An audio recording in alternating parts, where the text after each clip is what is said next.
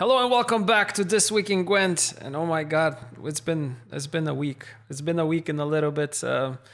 Straight back from Luca, so energy might not be there, but we'll try our best because we have DTNDR, which is Do tańca, nie do tańca in Polish. I do not want everybody to repeat that because it might be not very easy for the non-Polish speaking people. But yeah, welcome. You're coming straight from House of Lebioda. For those that don't know House of Lebioda, we'll probably get into that. But how are you doing, my friend?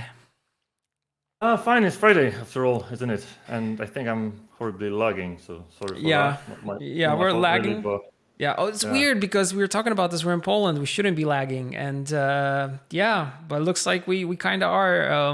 We're lagging here, but I think it will be good. I think it will be good. What we mentioned at the beginning before we started recording is the audio is good, which is the most important thing.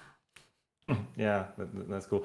And yeah, like I said, I'm doing really fine. It's Friday, thank God, finally. So yeah, some time to rest. And thanks for having me. My pleasure. My pleasure. I know we want to talk about the tournament that you're doing together with House of Lebioda, but we'll get to that. I'll shortly sum up of what happened in Gwent in the last week. It's kind of last week and a little bit since we did the last episode with King Tenpai. Because as you probably know, we were not available last Friday because we were in Lucca, which is a really cool city in Tuscany, which organizes a convention called Lucca Comics and Games. And this year we had a really cool booth set up there, but it wasn't like necessarily a booth, but it was a villa, which was like very old school. We rented that villa and we turned it into a expo for the 20 years of the Witcher franchise, and not even the franchise, but 20 years of CDPR, so of us as a studio. So we had Witcher 1, Witcher 2, Witcher 3, Gwent, and Cyberpunk, and in Cyberpunk also Cyberpunk Edgerunners. So it was like a whole museum type of deal where everybody could go through. In the Gwent area, me and Vlad were there playing with people OG Gwent. So Gwent, as you can see in The Witcher 3, it was actually interesting to go back to 3 rows and to abilities which only consisted of either scorching stuff or mustering units from your deck on the battlefield. So play 1 and the rest go there, and then just playing horn on everything, so it gets doubled. So it was an interesting version of Gwent. Did you ever get to did you play that version of Gwent when you played The Witcher 3, or did you not, or did you just play standalone Gwent? What's your story there? No, definitely. I mean, I started from the embedded one, so to speak. Okay. Yeah, and to be honest, I wouldn't really like to go back. Yeah, if I can be frank with you. Yeah, I mean that Gwent played its part. It had its role to play. Yeah, but I like the standalone Gwent as it is right now. So yeah, I wouldn't Agreed. really. I mean, it would be fun, I guess. A nice experience, but yeah, I would only treat it as experience going back to that Yeah. old Gwent. Yeah, I kind of agree. I played it I played I don't know how many hundreds of games throughout the last 5 days, and I was rebuilding decks and trying different things. Yet I feel like the whole thing pretty much revolved around the same strategy, more or less, with being kind of a back and forth spy game, and the fact that whoever played the most spies and decoyed the most spies would win, making Nilfgaard very, very dominant in the old school meta, which is something that I feel like I kind of forgot about because it was such a long time ago. And right now, the current the current version of the game has so much depth to it and so much fun to it and so much possibilities that it was interesting to kind of go back in time, and then also to remember what I should be doing in that game. Yeah, just to emphasize, because it might sound as if I'm looking down on the old Gwent, or the original Gwent. I'm not. It's just I mean, I was one of those players that just didn't really care much about progressing the plot. I was just trying to find new cards and people to play with. It was really fun. Those quests were there was time pressure, and you needed to do something like immediately, but Yeah. there was still time to play some Gwent, right? So yeah, I was really hooked up on that. But yeah, it was then, and as now, I wouldn't really like to go back. Yeah, like I said, it was a weird one. It was an interesting one. Also, the interesting thing was a lot of people there either knew the game or didn't. Like if they didn't, they could, if they didn't know English that well, because a lot of them just spoke Italian, they couldn't. They kind of explained the game to one another if someone knew the game better. And yeah, it was really cool to see kind of people discovering the game for the first time, or trying to remember the mechanics from The Witcher 3. They're like, yeah, I played it, but I played it in like 2015 when the game launched. So it was interesting to remind them. Again, we kind of also like adjusted the rules a little bit. We forgot that weather used to work on both rows. We forgot that you had a limit in terms of the cards that you can have in a deck. Like, of course, there was a limit for units and specials and stuff like that. But we're kind of tweaking it a little bit, just to have a little bit more fun, and trying to like change the decks and try to make, out of the card pools that we had for each faction, we try to make at least 2 different decks so people can play, and kind of split the spies, split all the OP cards into different batches. So if you have like a Geralt, you won't have a series, or you won't have 2 15-point plays. And back in the day, of course, they were hero cards, they were legendaries, so you could not interact with them. So it was, yeah, blast from the past, for sure. But yeah, a lot of people wanted to buy the decks because, as you know or don't know, the decks were only available in the expansions for The Witcher 3 Wild Hunt, so Hearts of Stone and Blood and Wine. There was a boxed version, but it was very, very limited. And yeah, not everybody had the option to get them. So everybody's like, hey, by the way, can I buy these somewhere? But yeah, overall great event. Had a lot of fun, met a lot of cool people, met a lot of the Italian community also in person, which I only knew from like online interactions. Some people from ESC who help us with the tournaments, and yeah, also for the elimination stage of the play, and that was happening this past weekend. Me and Vlad got to record some stuff from the event play, so that was also cool to do. And yeah, speaking of that, kind of in the of the news, that's one thing. So the play-in tournament. So we have Spelling Bee, Poisson, and Daniel Gwent coming in to World Masters. So this is happening in the first weekend of December. We have everything ready for that event, so we're all good. And then the other thing that was happening last week is the start of the Salvin event, which is lasting till the 7th of November. So if you missed that one, check it out. And then we have, I added here the birthday tournament, which you're doing, the Holy Tournament, which is going to take place on November 12th and 13th. And you have some goodies from us. Also, I mean, like physical goodies, not also in-game stuff, and some stuff from Million Pugs. But can you tell us a little bit more of what we can expect from this tournament? Yeah, sure. So, apart from the things that you've already mentioned, so it's the 12th and 13th of November, right? This year. So Saturday and Sunday, yeah, the prices you can see. Can we? No, we can't right now. I can easily go back to that. Yes. Yeah. Can you make it larger or not really? Not really, but I can. Although I can actually just go like this, boom, and Oh yeah, that'll be take cool. over the rest of the stuff.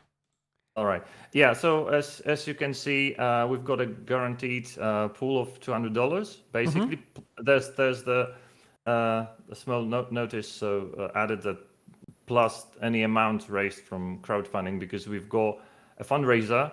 Nice. Basically, and I suppose some guys from my team might be watching us at the moment. So guys, if you are, just feel free to paste the link in the chat, possibly.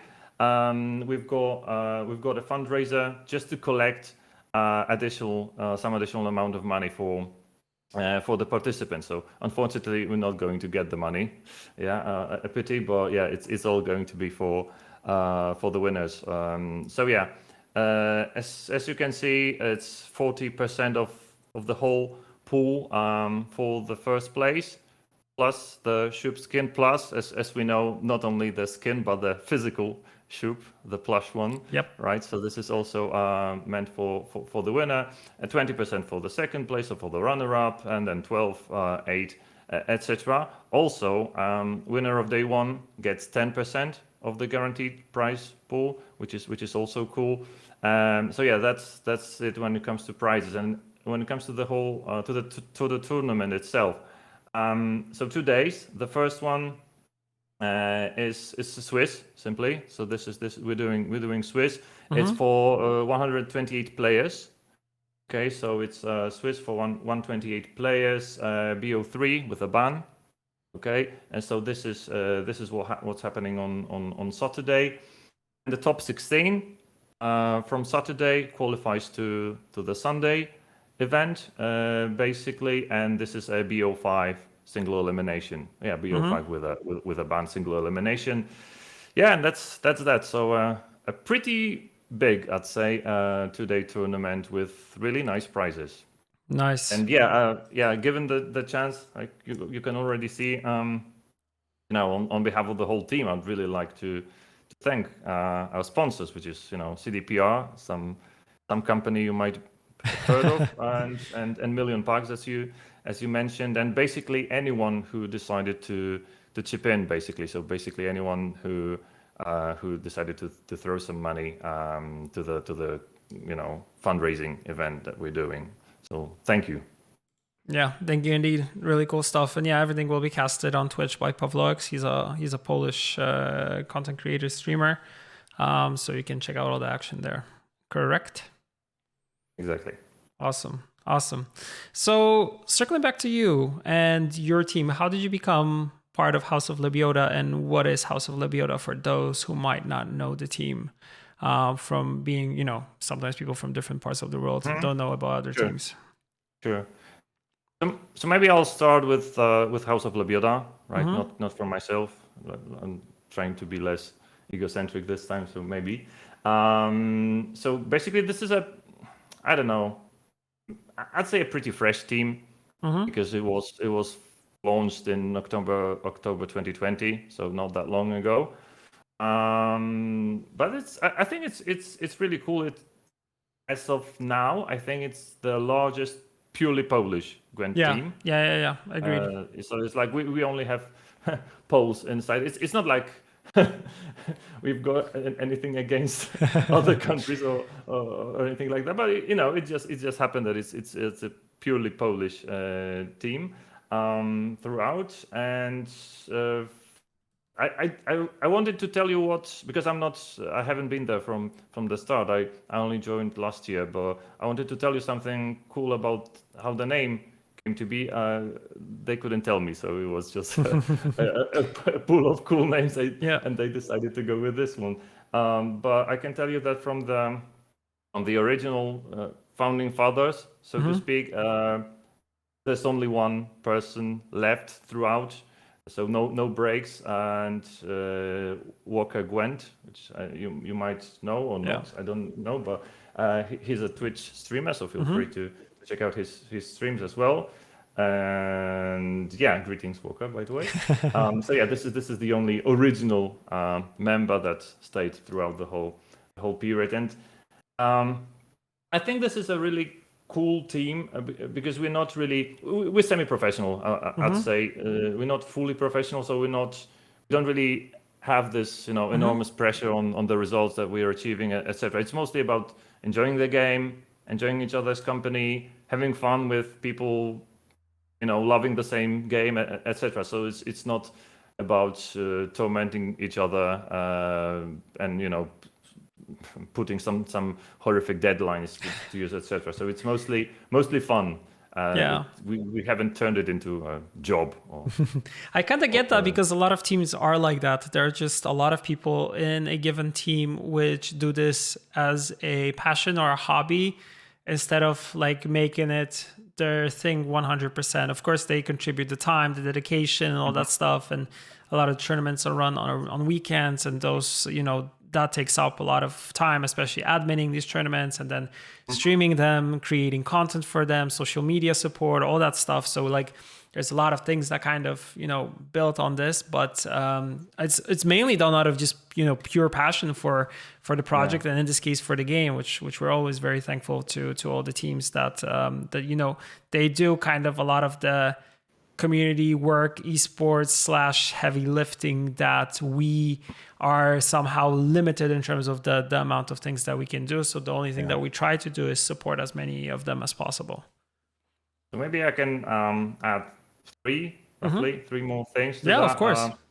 I mean, because of the stuff that we do, we obviously have players, on various levels. We also have content creators, be it Twitch streamers, YouTubers, all that stuff. And I don't know, maybe you've heard of this. We've got one guy called Erland. I mean, that's not what he's called, but that's the nickname. Yeah. And he's got this YouTube series. It's called Krasnoludzkie Dyrdymały in Polish, which is like, Great name.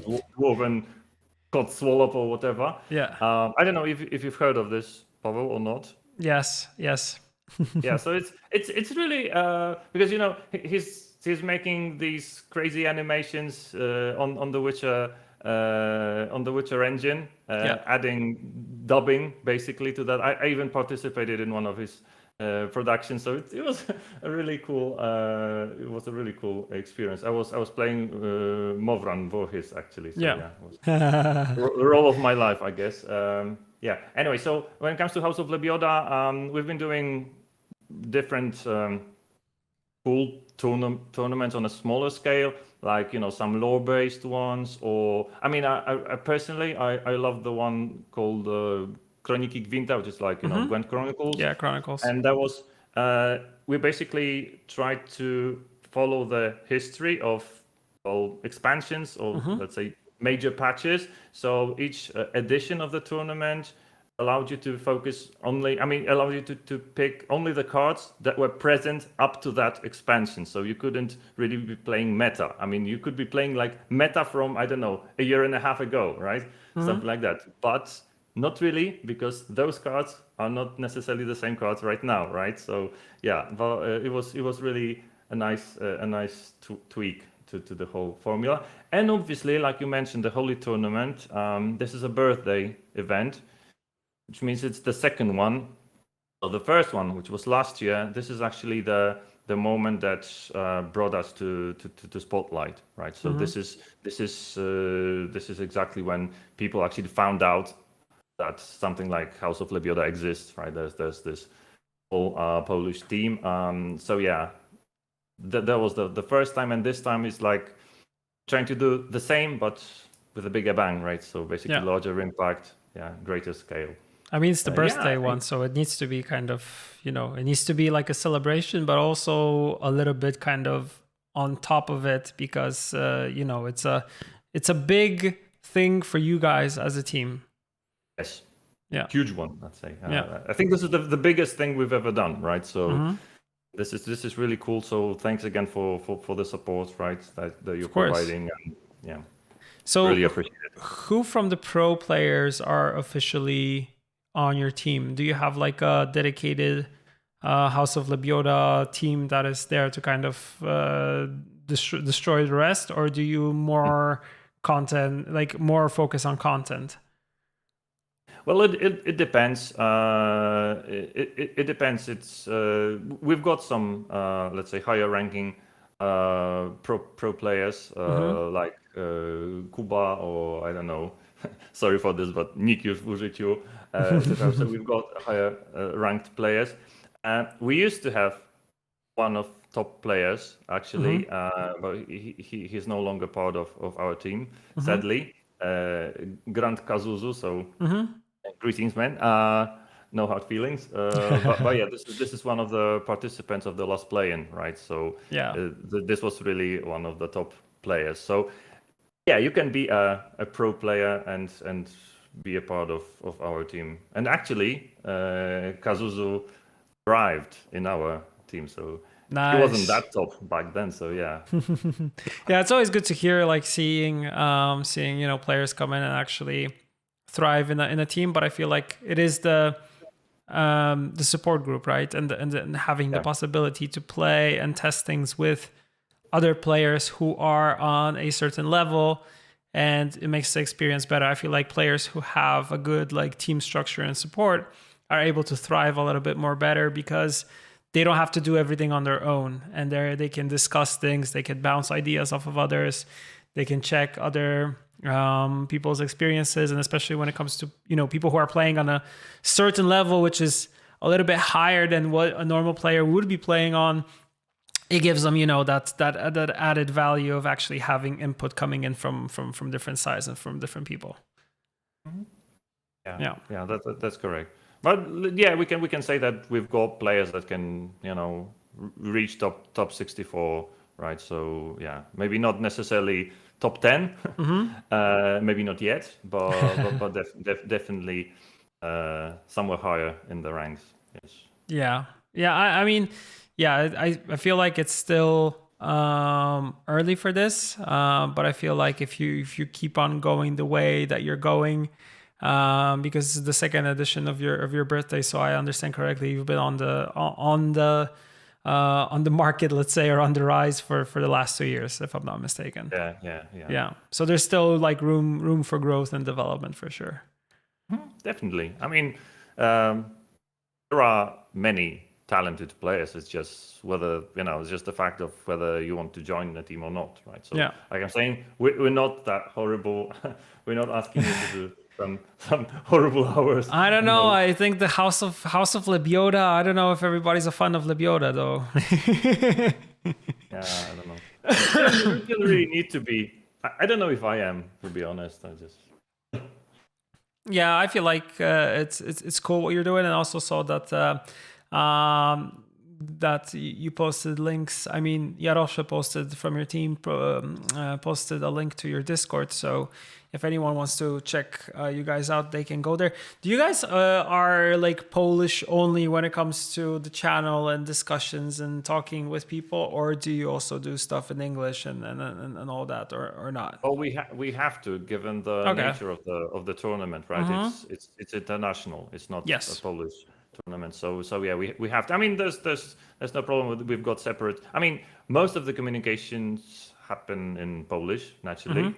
It's just statistics, but yeah, we've got channels for English as well. So if you're not a Polish speaking person, no fear, right? They'll take care of you.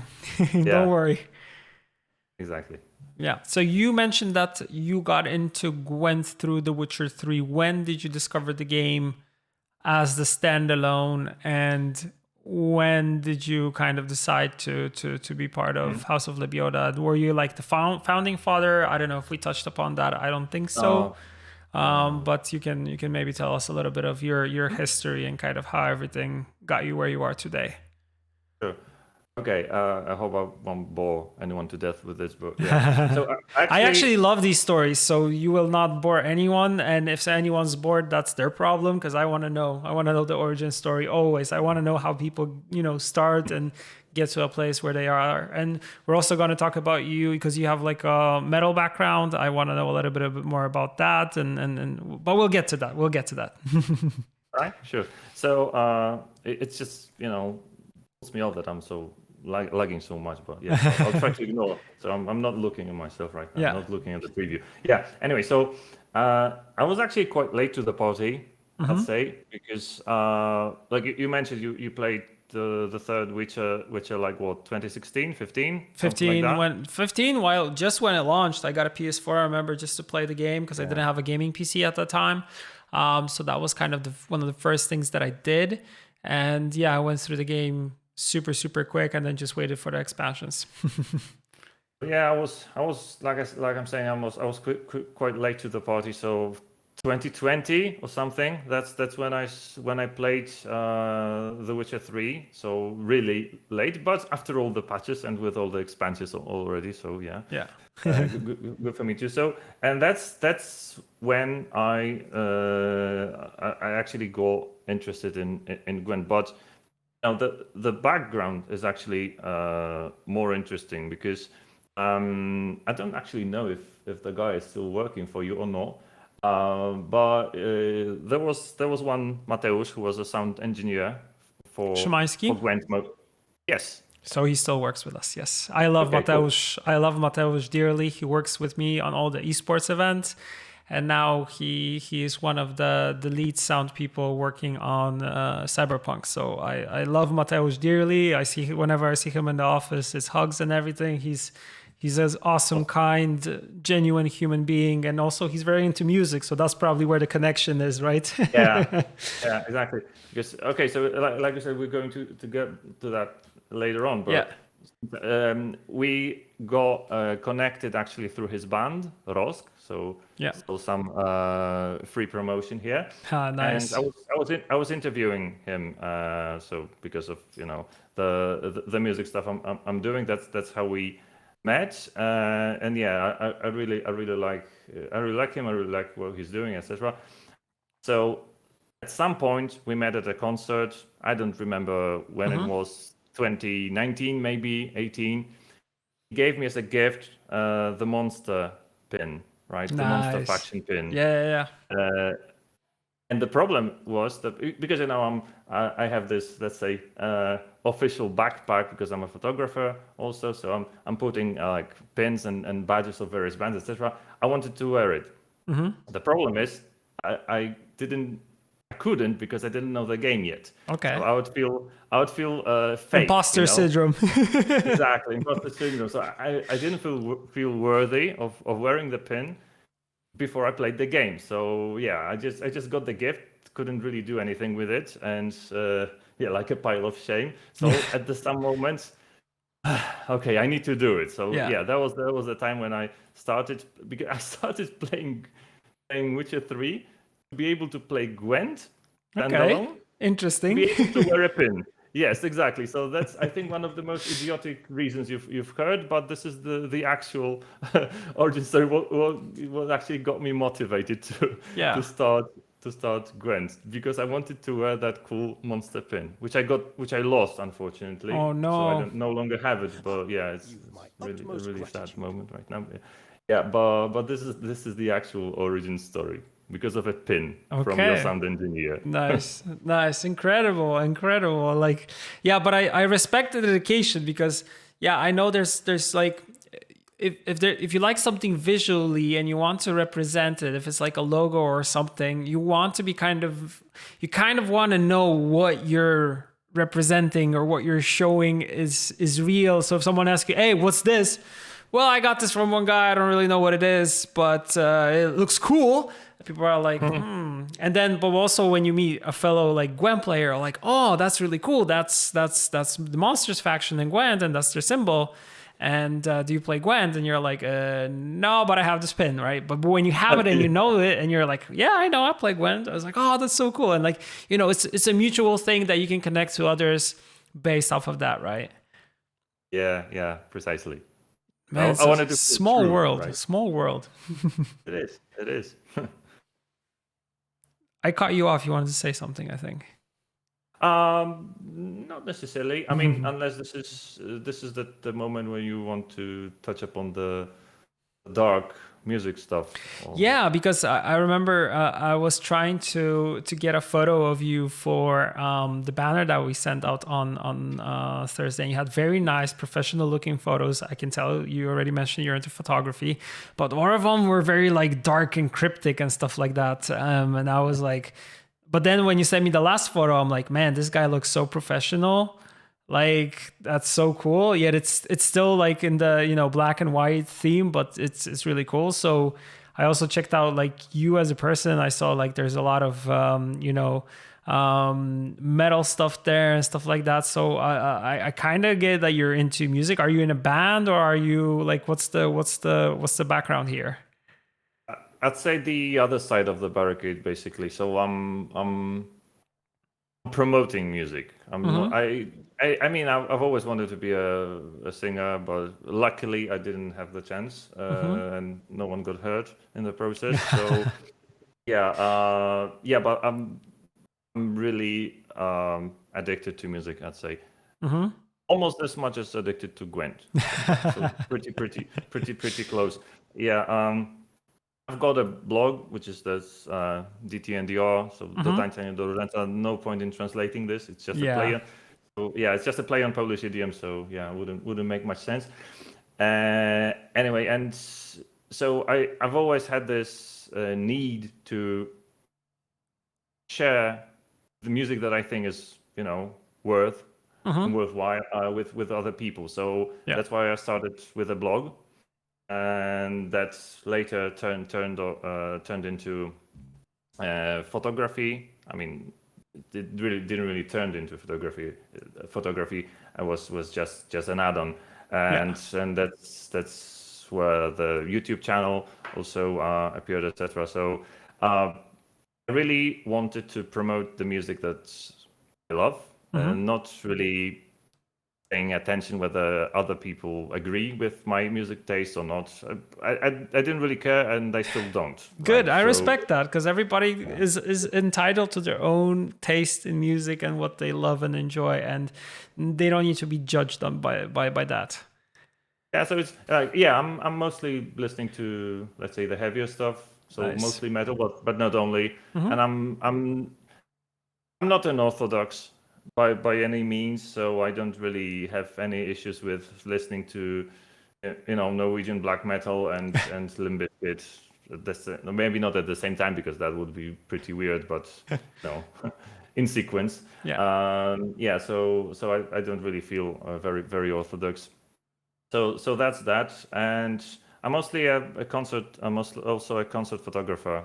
So this is really cool, because it's hobby, but I'm officially press, right? So I go to concerts, the music festivals, having accreditations, right? Photo passes, etc. So I'm really cool. Photographing.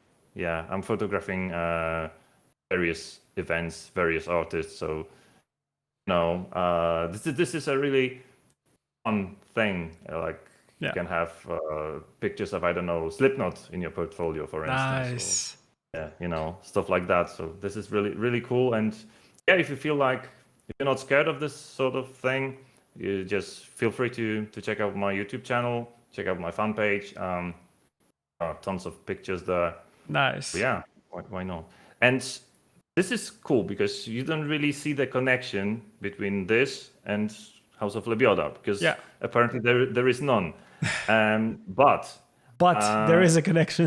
There is actually, because since I'm a gamer and a huge geek, I wanted to do something connected with Gwent. At first I didn't really want to start a new channel that's devoted to geek stuff. So how to do it? I mean, come on, man, you've got a purely musical channel. How do you want to put gaming content there? I mean, it wouldn't make sense. What for?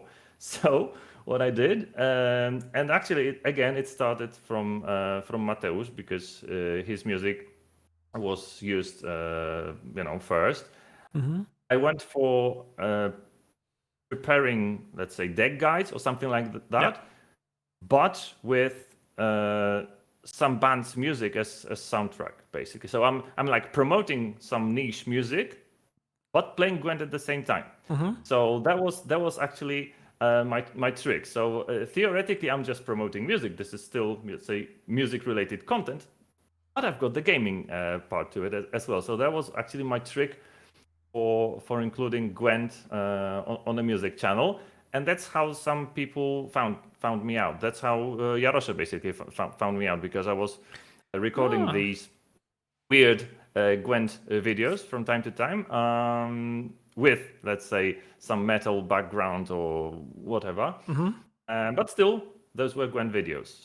So that's how he found me out, basically, and invited me to the team. Nice. That's the cool thing. Like, you never know who will see the content that you produce and what that, what people might do with it or where it can actually lead you. And it's crazy because, like you said, you mentioned like you do something different and it's also like a different hobby, but somehow you wanted to also like highlight the aspect of gaming kind of, and kind of how you get into card games and stuff like that. So these kind of things totally, started to merge and connect because someone saw you trying to make, your own content. And yeah, that's why you're here today. Yeah. And if I can just a small bit of shameless self-promotion. Yeah, of course, always. Yeah, because I finally matured enough to reach the point where I can make a decision to start a separate channel that's purely geeky. And yeah, this is a pretty fresh thing. It's not even a month, I think. So we're pretty fresh. It's called Kronika Geeka in Polish. It's not only mine. It's like a collaboration of 5 people, but we've got a YouTube channel, and yeah, I mean, every subscription counts. This is really important, as you can imagine. This is the pain of starting a new channel from scratch, but yeah, I'd really appreciate your support. So if you're this is purely Polish language content. Sorry. But yeah, you can leave a subscription and not watch it even. So yeah, it doesn't really matter that much. Yeah, no. But seriously, feel free to check it out. There's regular Gwent content. It's not Gwent centered, I'd say, but there's regular Gwent content. So it's just a gaming channel, YouTube channel. But yeah, and we've also got a pretty cool website, and this is like for all things geeky. So yeah. Films, TV shows, comic books, games, obviously, but not necessarily the digital ones, because we're also huge, let's say, board and card game buffs, like the physical ones. Yeah, so feel free to check out. Nice. On mine, definitely. Yeah, thanks. Thankfully, we have Jarosza here posting all the links. So if anyone wants to check out your content, they can go there. It's mainly in Polish from what I can see, but if you're Polish speaking or you're learning Polish, easy, right? And if not, I know there's a lot of people from Poland watching this, so you guys can check that out for sure, because yeah, it looks really cool. Nice thumbnails for sure. Thanks. And yeah, looks really nice and professional. So yeah, kudos to you. Jarosza is a wonderful person. He wanted me to say that, so yeah, I'm saying this. He doesn't really know how to operate Google Docs, but he's a wonderful person. Aw, but Google Docs are the best, and you can collaborate on one document with everyone. Yeah, I mean, he's the kind of person who doesn't reply in comments, but instead uses a Discord chat to reply to a Google Docs comment, which makes sense. Makes sense, but kind of barking up the wrong tree or the wrong document. Exactly. So sorry, Jarosza, for that. I needed to do that. Had to be called out on that. Sorry, not sorry. Yeah. So it's really cool. Did you also speaking of card games overall, did you get into card games before Gwent? Did you play anything apart from, like, I don't know, the classic, let's say, cards that we learned to, like, Games of War, with which we kind of know as kids growing up in Poland, or did you try maybe Pokemon at its time, Magic, Yu-Gi-Oh? I don't know, any of these, or not really?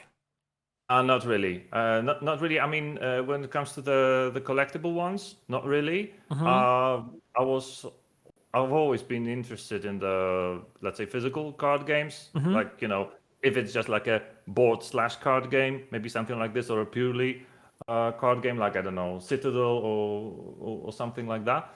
Yeah, but when it comes to the, let's say, huge digital series, or even the physical collectible ones, no, never. So actually, Gwent is my first attempt at something like this.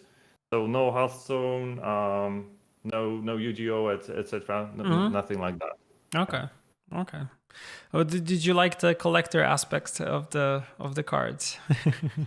Yeah, I mean, obviously. I mean, this is the problem, because I've got this collector mentality. I'm collecting geeky figures, basically. So okay, I get there's that. no stopping. Yeah, there's no stopping. So it's really addictive, and I wanted to keep myself away from stuff like that as much as possible. So yeah, I totally understand that. I have the same kind of personality when it comes to collecting stuff, and I collect, like, I like collecting figures, I like collecting cards, of course. Cards are kind of the number one thing which I'm known kind of for collecting. Like, I'm not shy of trying any card game, just to see if I will enjoy it, or just to find out what the next big thing is, and kind of be relevant in the industry, but also check out like what's what's going on in the card game space, because it also kind of influences us in Gwent and how we do things. But it's also just fun. Like, I've always liked collecting cards. I always liked just playing cards, and maybe not even the standard cards, because I remember like my parents or my grandparents didn't really teach me how to play poker or anything like that, or stuff like that. But I was always into the collectible card games. Like Magic was the first one that I started with, and then Pokemon, and then Gwent, and all that stuff. So, and Magic kind of always the card game that I kind of gravitated towards and went back and forth with. So I'm trying to be better about this. I'm trying not to collect a lot of things and hoard a lot of things. But it's always futile attempt, I guess. Yeah, it's a futile attempt, because you're like, no, I'm gonna stop. I'll sell off some stuff, and it works in a way that I will sell off some stuff because I need money for something. But then I kind of won't stop collecting, and start collecting new things because something new comes out, and I'm like, oh, I really need to have this because this is really cool. And it's the whole like physical card game space, when you're always collecting, always thinking of new decks to build, and always trying new things. And it's like I feel like it's just an ongoing process that never ends, man. It's just a never-ending process, right? I thought I would be better with money once I'm older, but I kind of found out that since I'm older and I'm able to now, earn money, I am spending that money on things I could not spend as a kid, because I had a limited amount of like revenue that I can, put to card games and stuff like that. So it's really good to buy games and spend money on that aspect of it. And of course it also applies to games on different platforms, like on PC, on Switch, on PlayStation, all that stuff. Like you want to be checking out what's going on in the industry, because it's just like you're part of it and it's fun, and it kind of feels like work to some extent, but not really, because it's fun and it's entertainment and it's pleasurable. So I mean, I guess I gotta roll with it. Yeah. Are you checking out the competition often or not? Or are we not supposed to speak about that? Like competition in terms of like the card games that are currently out.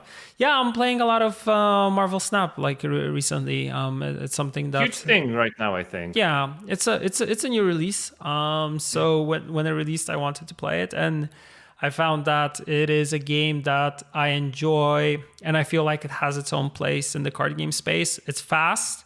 It has a nice IP attached to it because Marvel and its characters are cool.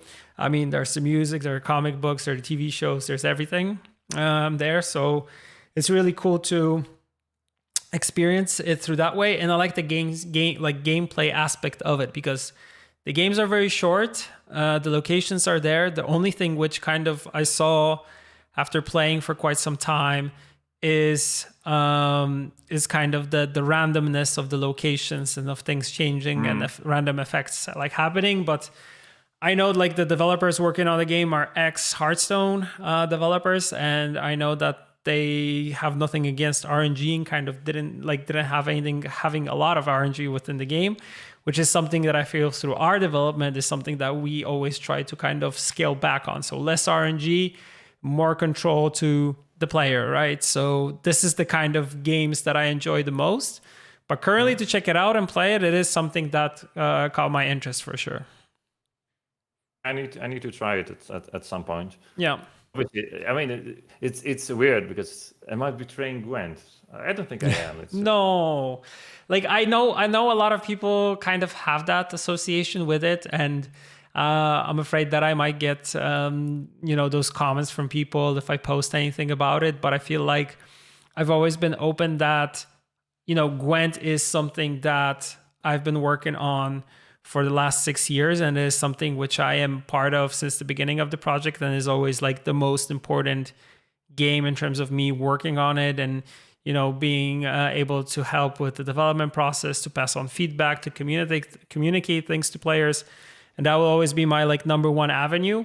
But I like to try different things. Like I like to try different things. I like to play different games and kind of see like what they're all about. And I feel like I just appreciate card games as card games, right? As for what they are, what they bring, for the gameplay aspect, and to kind of see the new communities rising there and kind of what the developers are doing. It's just interesting for me, right? So I treat it as kind of work, but also kind of pleasure. I mean, you can't be really working in the gaming industry without checking out games within the industry itself. I don't know if that makes sense.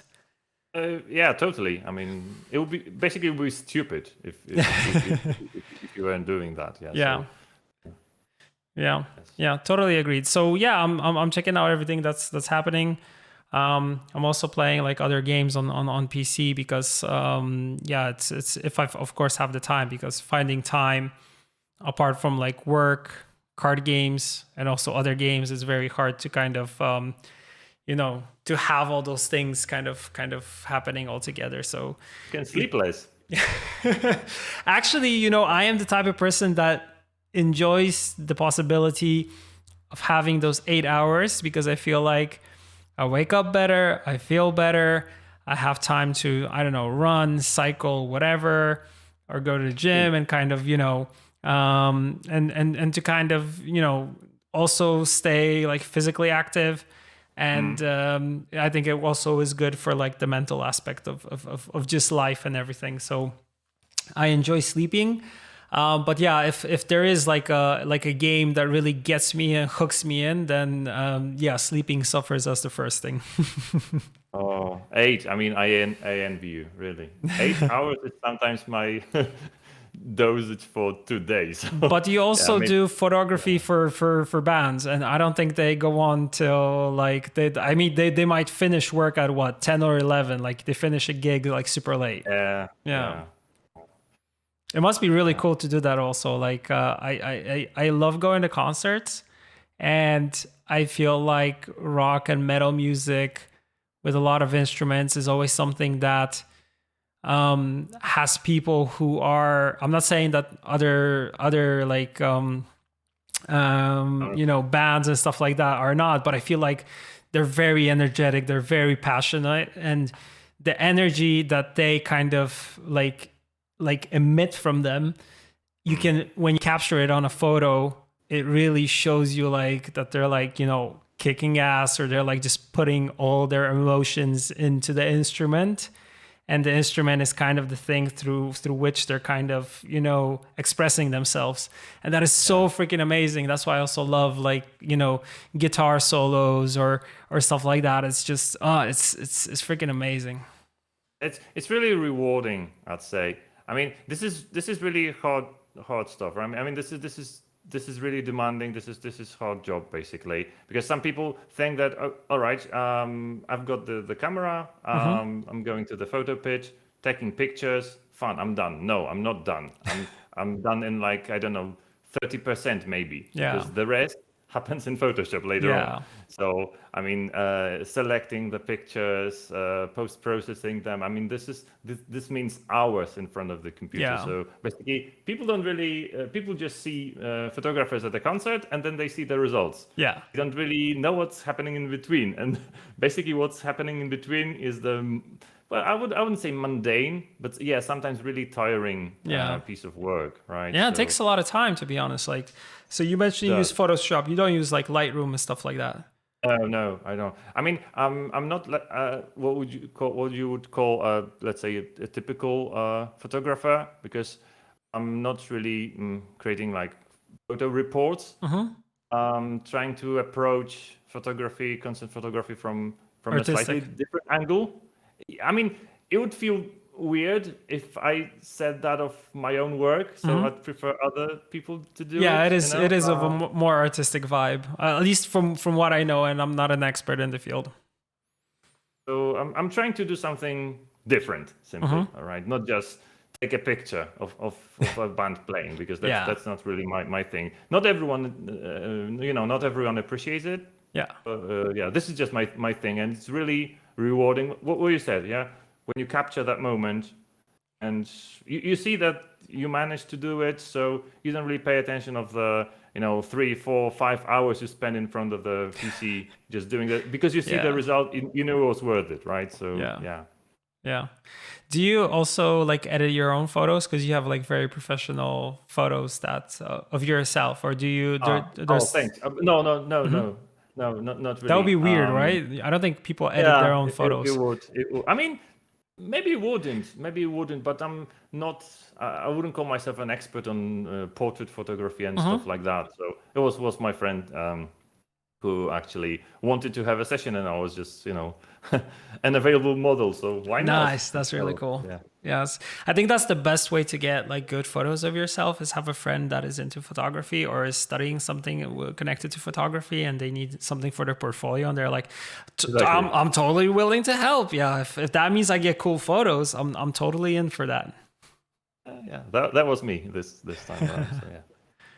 So what are your plans? Because we'll be wrapping up shortly. Like, what are your plans moving forward in terms of like, apart from the tournament which you guys are doing for House of Lebiota, like what's the next steps for your team, and what's the step kind of for you moving forward? Like, what would you want in the next coming, I don't know, months, years, or whatever, if you have plans that go that far, which you probably do. Sure.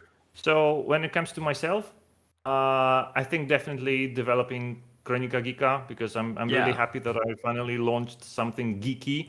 So I really want to see it grow, and this is my my main focus at the moment, and something I'd really enjoy. And when it comes to the team, first let's run this second edition of Holy Tournament successfully.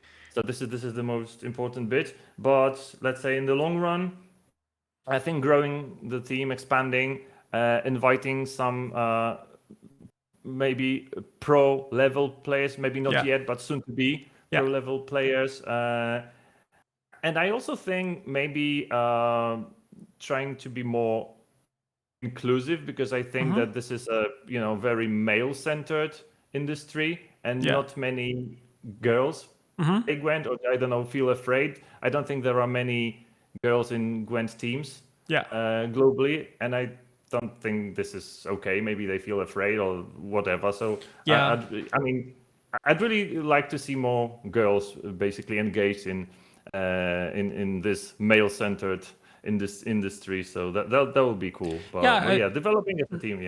I think we were kind of talking about it also with like Sealy and also Thea and the rest of the let's say the female Gwen players, that they have kind of seen that there is a space here, especially that this has changed in the last couple of years, like because we know that previously there was like less like female casters and stuff like that. And I remember when when we were working on the esports scene for Gwent, I was there kind of like trying to push for having Jaggeris as the first like female streamer for us for Gwent, and I'm happy that that went through and we kind of kept that going. So there's more of that presence. But yeah, I know that it's also hard to find your place in a predominantly male let's say gamer kind of avenue in terms of things. But I feel like this is changing for the better, and I think Gwen is also like a good example of having a lot of like female players. And also we had like esports also players, like we had Ratu and Rada, and I feel like it's only going to go in a good direction. I go one more thing actually. You made me realize that when it comes to my own goals, I think I'd be super happy to have a collaboration with Specimen at some point, because he's like my favorite streamer. So it would feel really cool, like like an accomplishment. Right? Yeah. at some point. Yeah, totally. I mean, we can hook you up with. I mean, you probably have contact with Spessy. Like he's in everywhere. He's everywhere when it comes to Gwent. He's everywhere when it comes to Marvel Snap and other stuff. So I feel like it's very easy to reach out to him, and he's always down to collaborate and do cool things together. So I think that would be I think I'm a bit too small at the moment. But yeah, maybe at some point. Yeah. We should totally work on that Gwent partner thing happening sooner or later. So yeah, I expect an email from Ryan soon, so no worries about that. Awesome. Man, it was awesome chatting to you. We're almost into an hour and the time passed like super quick. But yeah, thank you for coming on. Thank you for talking about House of Lebiota, about the tournament, but also about yourself and kind of your story with Gwent, but also what you do when it comes to hobbies and professionally, all the kind of YouTube content that you're putting out and then the stuff that you do. I'm really, really appreciative of that. And yeah, kudos to you for that, because it was an awesome chat. That was a blast for me. So thanks again for having me, Paweł. And yeah, hope you guys enjoyed it. I pozdrowienia dla całej polskiej społeczności Gwinta. Dokładnie. Sorry, I needed to do that. Yeah. Dokładnie. Yeah, nothing wrong with that. I also wanted to say that I think you are the only guest I had on Twig that said my name properly in the proper pronunciation. So that's a first. Not a huge accomplishment. Because you said Paweł, and I was like, oh my God, he said it perfectly. And I was like, wait, he's Polish. I'm like, yeah, he's Polish. Exactly. So I needed a moment to process. I feel like when it comes to speaking the language, the problem is that sometimes we kind of, our kind of brain focuses on one part, which is focused on speaking English, and then when you want to transition into Polish, it's you need kind of like a thing to switch, and it didn't switch. So I was like, oh, then it switched, and I was like, okay, I know why. Awesome, man, awesome. Yeah, thank you everybody for watching. Thank you for joining me on this Twig, and we will be back next week with another guest as always. Bye bye, everyone.